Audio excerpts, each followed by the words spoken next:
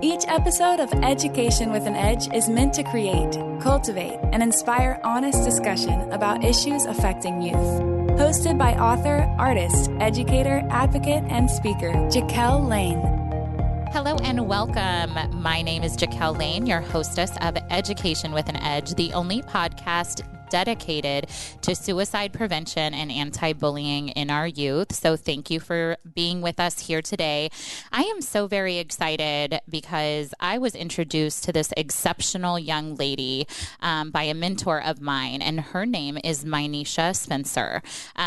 She earned her Administration of Justice degree from the Thomas F. Freeman Honors College of Texas Southern University in Houston, Texas. Mynesha continued her collegiate studies at the University of Salamanca in Salamanca, where she earned a second bachelor's in Spanish. Thereafter, she completed professional studies at Washburn and received a legal studies degree with certificates in both civil rights and criminal justice. She began her career with the United States Department of Interior in 2010 and has remained an engaged civil service veteran since.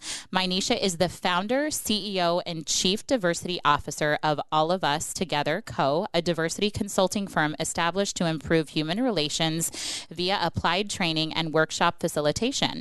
Her firm works to equip large and small workforces, public and private, K-collegiate educational entities, for-profit and nonprofit organizations, and municipal, state, and federal entities with the knowledge and resources that which enable space for all people in all spaces.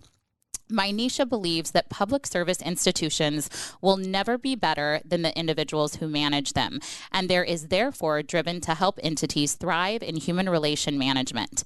She also trusts that alongside her, the world has a promising future, one that will accept its moral responsibility to administer social, racial, gender, and civil justice. Mynesha is devoted to the advancement of concepts, practices, and policies that impact positive change. Her dynamic approach to listening, speaking, team building, teaching, and training is directly aligned with best practices and specific organizational needs. In 2020, Mynesha was selected to serve on the Strategic Leadership Academy Board of Topeka, Kansas for minority leadership development, and concurrently serves as a board member on the Greater Topeka Partnership Board for Economic Inclusion. Her professional memberships prove a testament to both her skill and passion for diversity and inclusion efforts. And I am so very grateful to have you on Education with an Edge, but I'm also grateful and honored to call you friend, honestly. And likewise, Jaquel, thank you. You made me sound like somebody. You are. That is like a very illustrious career, and that doesn't even skim the surface of what you're doing in our community. And we're going to get into this, but we're so grateful to have you here in the Omaha area. And so, I think that it's essential to start from the beginning of anyone's story to understand where they truly come from. And so could you tell us a little bit about your upbringing and your childhood? Sure. So I'm the youngest of three siblings. I would say that I have a very close relationship with my sister that started, I guess, at my birth. Yes. But growing up, I was always really into like Black history. Yes. And my father was just one of those individuals who were very much so connected in the education sphere and just in the realm of history. And so we would watch, seriously, on Saturday mornings, we would watch like the 4-series PBS Eyes on a Prize DVD series with Martin Luther King, I Have a Dream speech and the sort. And so I would say growing up, there was a young sort of change agent, I guess, that was being cultivated in my household. I recently phoned my mother and asked her if she remembered, I think at the start of Black History Month this past February, or February 1, asked my mother, do you remember when I would create those illustrations of like Black historic figures and tape them up around the house? And she said, yes. Oh my God, I still have some of them downstairs. I can't believe it. She said, I was so into Black History Month. She said she thought Christmas was something for me, but she said to see me during the month of February was just really a sight. So I would say, yeah, ultimately, I guess I grew up really conditioned to make change wherever that change needed to be made.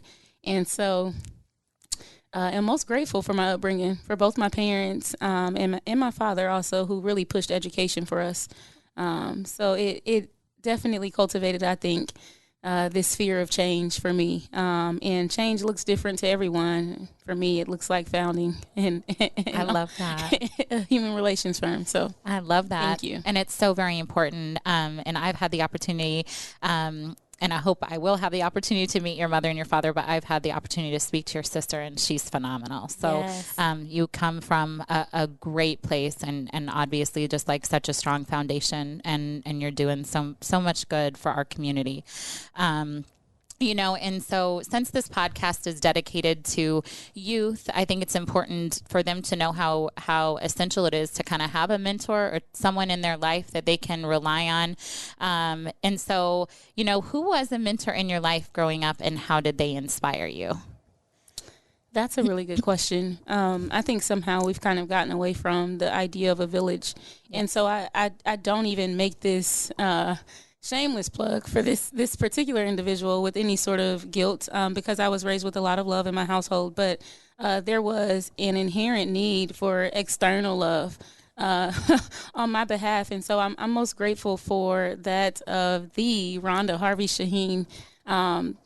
This woman, who is now a godparent to me, was my fourth grade counselor at Florence Elementary School here in Omaha, Nebraska. I love it. Yeah. I love it. Yeah, and she, oh my God, she just really took on to loving me and caring for me and allowing me a safe space to talk about issues and experiences that I encountered growing up. And so I'm most grateful for her. I would say every year, really since fifth grade, I think since I was like 8 years old, she sends me at least 5 cards a year. And especially in my younger days, it obviously has an even greater impact now.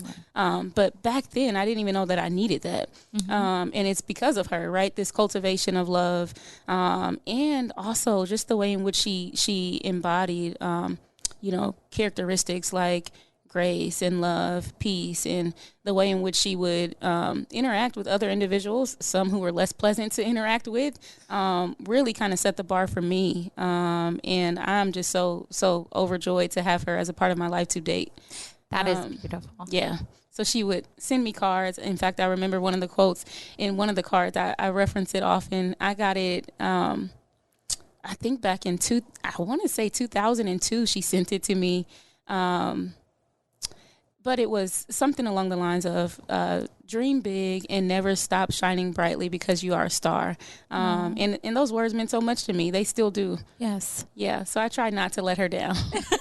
And you're not. She is, I'm sure, cheering you on still to this day. But that's a beautiful story, and also a testament to how impactful and important it is to have someone in your life that models really, truly excellent characteristics of what you want to be when you grow up, or how you want to relate. And I think as young people, they need that in their lives, because not all of them have that, exemplified at home. And so it's important. And I love your comment. I use it often, but that, unfortunately, in some aspects, we have gotten away from a village raising a child. And it's so important that we each step up if we want a brighter tomorrow. So that's right.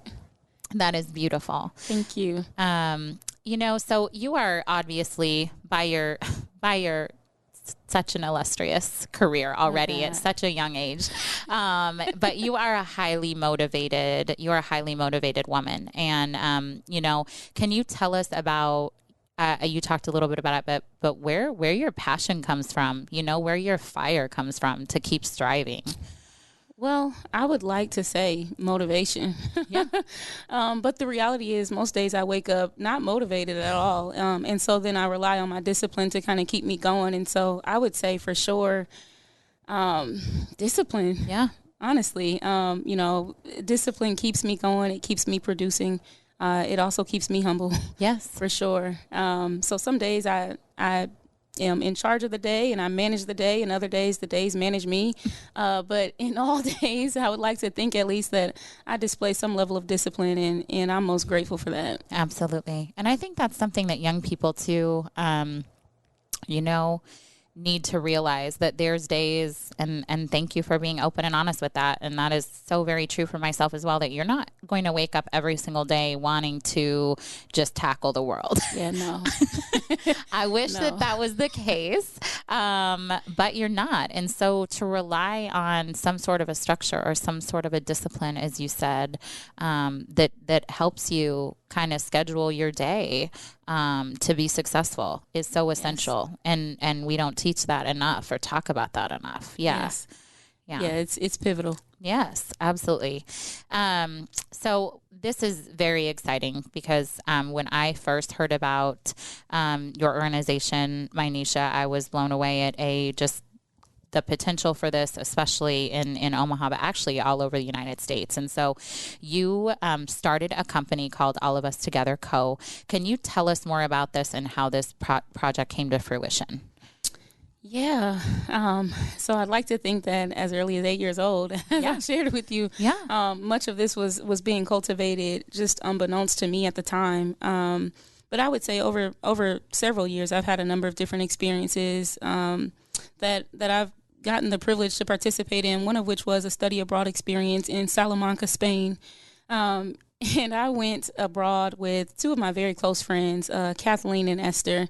Esther was from El Salvador, and Kathleen was Mexican. And if you know anything about the history between like Castilian Spaniards and Mexicans, it's almost similar to that of African Americans in the United States.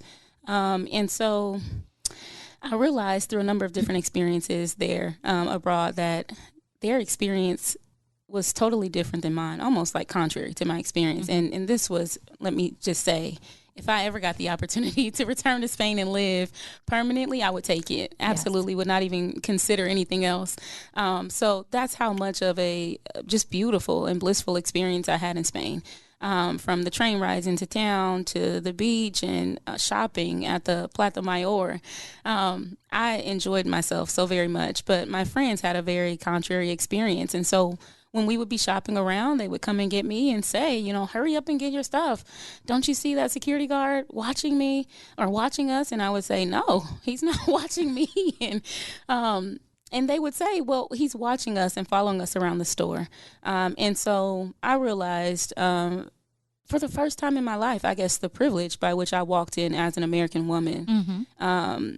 And, they saw me as a tourist, but maybe saw Kathleen and Esther as something different, right? And the sort of warmness and kind of invitational greetings and smiles that I received was just not the experience for Kathleen and Esther. And so I realized that, I could be totally oblivious to the plight associated with my friends. And while their experiences were not mine, I tried my best to not invalidate their experiences. I wanted them to feel heard. I didn't let their experiences, though, impact mine. Right. But I would say for the first time, it really resolved within me that, wow, much like myself in Spain, many Americans can be totally oblivious to any sort of social justice issue that's not impacting them, right, or doesn't necessarily occur to them. And so that was definitely a seed, I would say, to start All of Us Together. But the human relations firm spans a number of different service offerings, right? And so the diversity workshops that I facilitate, the bias trainings, cultural competency trainings, all of these really take on a common sense approach. And it's getting back to what we learned very early on, Jaquel, which is treat others the way you want to be treated. Yes. Yeah. Yeah. Which unfortunately is not always followed, and why it's so important that your work continue and that we support you and support your organization, assisting other organizations in that, because we see it every day demonstrated. Thank you. And we can do better. And I hope we do better. So, and thank you so very much for being so open and honest about just your background and also just the really interesting comparison to when you were in Spain and looked at and viewed as an American. And then obviously we know that there are so many injustices in the United States that people have to face every day. So what would you like to say, or why are you so very passionate about equipping corporations with knowledge, competencies, and resources that enable space for all people, and what can they do? Can you tell us a little bit about the training and what they can do to do this? So I think I had the privilege in my past of working at a National Historic Site. And this National Historic Site commemorated the 1954 Supreme Court decision, right, to integrate our nation's public schools. Yes. And so I would say that it was very obvious that at the point by which this 1954 Supreme Court decision was made, that people weren't necessarily ready to receive that instruction, right, to integrate our nation's public schools. And so as a result, right, and as history proves, laws change, right? Mm-hmm. Policies can change, but people's hearts and minds don't always. And so the work that we do here at All of Us Together Co. really aims to transform the hearts and minds of all people in all spaces. That is beautiful. Yeah. Thank you. It is, honestly. And it's so all encompassing. It's all encompassing, because I think that the immediate reaction to some people is that this is strictly about race, but I will share your logo and where our guests can get in contact with you and can hire you for their organizations and to come and speak, because I really feel so passionately about how your organization is needed and how your voice is needed. But even demonstrated by your logo, it's really, being inclusive about individuals with disabilities. It's about being inclusive, about gender, it's so all encompassing. That's right. And it's something at this day and age and in this time, like you were created for a time such as this, Mynesha. I truly believe that. I really believe that I've been fortunate enough to travel all across the nation now and lead in this work and in this sphere. But to be back home where I was born and raised doing it adds a different level of merit. And so I really am so happy to be here in Omaha providing this service. It's a gift. And we're so grateful to have you because it is so needed. So, so since this podcast is dedicated to youth and mental health awareness, what is something that you would say to a young person that is going through a difficult time right now? That registers within me. Mm-hmm. I know what it's like to endure tough times. And I guess what I would say is that, tough times do not last, but tough people do. And I really don't even know where I got that quote from, somewhere probably in one of Rhonda Harvey Sheen's cards, to me, probably in 5th grade or something. But it's so true. Yes. It's so true that, God, I wish I could say that whatever you're going through will be the last of it all. But the truth is, issues show up in just another form. Yes. A year later, 2 years later, 3 years later. But so long as you have, resiliency, I think you'll prove just fine. So I would say to a young person, remember that tough times do not last. They just don't endure. Yes, absolutely. And I have to tell you, thank you as well, because we are friends and you have told me multiple times just to stay encouraged. And so it's so important too to have friends and good quality people who will not only tell you the truth, but also just to stay encouraged because there is a plan. And I have to thank you publicly for that. You're so welcome. And it's such a gift. Really, it's such a gift. I try and literally wake up every day to impress God. Yes. And so doing his work helps me impress others. Great. But if nothing else, I hope that it does really just give individuals the understanding that, yes, resiliency is so needed. It's so key. Absolutely. To overcoming. It has been just an absolute honor and a privilege having you here today. And I really want to press before we let you go. Where can our viewers reach out to you if they would like to hire you for their organization? What can we do to promote you, and where can the information be found for All of Us Together Co? Thank you. I appreciate that. Yes. So our webpage is www.allofustogetherco.com. And there's a booking tab there, a service tab there. There's also a store so you can shop around and find any items that may speak to you or that you can put to good use. We are on all social media platforms. I'm saying all, and I'm sure there's one being invented and produced right now, so that's a lie. Right. We are on Facebook as All of Us Together Co. We are on Instagram as _ All of Us Together. And then we are also on Twitter as All of Us Together. _ All of Us Together. Perfect. Yeah, because I'm really hoping, and I have a very good feeling about this, that there is such a substantial need for your organization and your services, and give Mynesha the opportunity to come in and to talk to your people and to your organization and to schools and anywhere within the Omaha metro area and beyond. She does a phenomenal job. And so we're so grateful. We're grateful that you're back in Omaha. I'm most grateful to be here. Thank you, Jaquel, for having me on this platform. Absolutely. Thank you so very much for joining us. If you are a young person that is out there that is struggling, please know that your love and your light is needed. We are rooting for you, and we have a great partnership with the Boys Town Suicide Hotline. We also have an excellent partnership with the Nebraska Chapter for Suicide Prevention. If you need mental health services, if you need someone to reach out to, please do so. We are so very grateful for those organizations, and we're grateful for you, our viewers. We're grateful for Hurrdat Media for the production of Education with an Edge, and thank you once again to the phenomenal Mynesha Spencer. Amazing things in store for this young lady to come. And we will catch you next time on Education with an Edge. Have a great day. If you have a question or just want to learn more, go to JaquelLane.com. Thanks for listening to Education with an Edge, a Hurrdat Media Production.